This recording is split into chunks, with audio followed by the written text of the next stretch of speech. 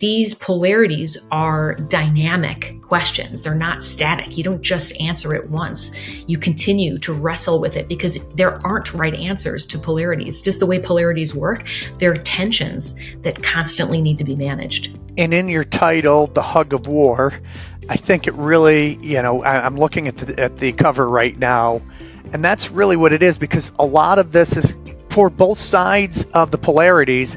It's coming from a place of love. They're not, more often than not, it's not that they don't trust or that, that they don't think that it's all going to work. It's just that they haven't thought of either both sides. And so they're coming at it from their perspective on the side that means the most to them. But it is that the hug of war that they're going through. Yeah, it's very metaphorical, that cover. And I love the reveal conceal polarity because it reveals another important principle of polarities, in that every person has a preference. We all have pole preferences, right? Some people in the family prefer to reveal. There's value in revealing, right? You're actually helping the next generation have the knowledge and skills to be able to plan for their future. That's great. And other people have a preference for concealing.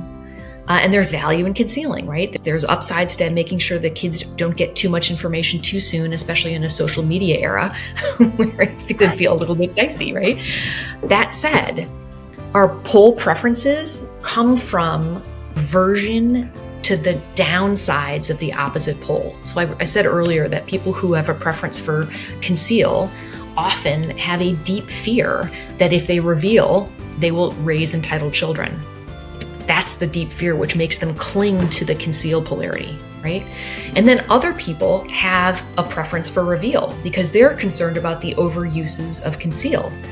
And there are overuses. If you hold back, if you die and suddenly your children inherit an enormous sum of money and they have no idea that it's coming, they're not prepared. This is actually a really problematic outcome to have happen when children are unprepared for substantial wealth.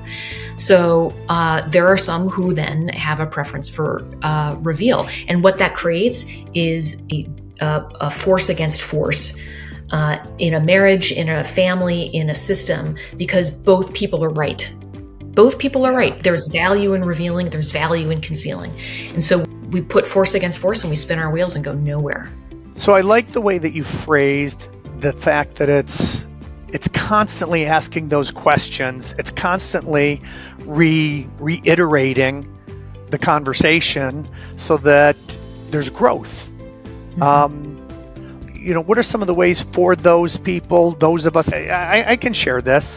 When I started coaching families based on my experiences with the families that I served, I started creating a set of biases. Today, I can tell you again, after serving many more families, I'm definitely in the Cathy Carroll camp of there is no right or wrong.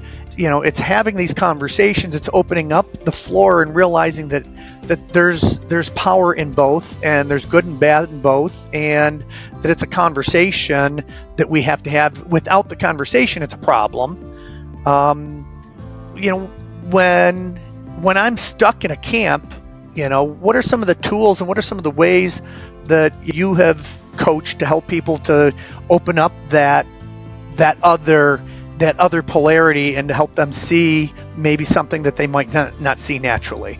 Yeah, that's such a good question. I make it really simple. I pull out a piece of paper and I ask people to draw a huge plus sign on the piece of paper and landscape. And then I say, all right, the pole that you seem to prefer is whatever it is. Let's say it's invest. Let's say you're talking about profits, how to manage profits in a business.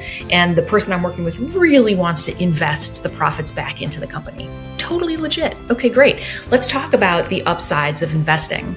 And then what happens if you harvest money? What are the downsides of harvesting? And those answers become really clear.